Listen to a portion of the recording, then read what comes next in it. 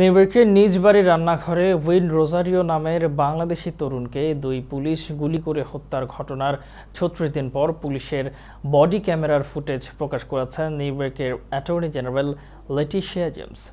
গত ২৭ March New York সিটির ওজন পার্কে উইন রোজারিও তার মা ও ভাইয়ের সঙ্গে কিছুটা অস্বাভাবিক আচরণ করেন।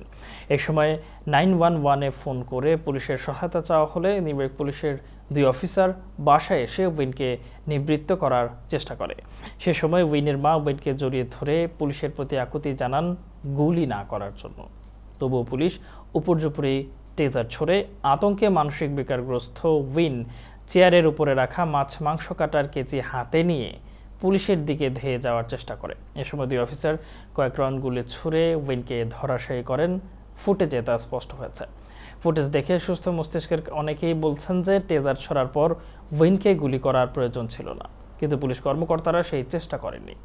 উইন হত্যাকাণ্ডের পর থেকেই পরিবার ও বাংলাদেশি কমিউনিটির পক্ষ থেকে বডি ক্যামেরার ফুটেজ প্রকাশের দাবি জানানো হচ্ছিল, কিন্তু নিউইয়র্ক পুলিশ ডিপার্টমেন্ট তা আমলে না নেয় স্টেটের অ্যাটর্নি জেনারেল তা প্রকাশ করল।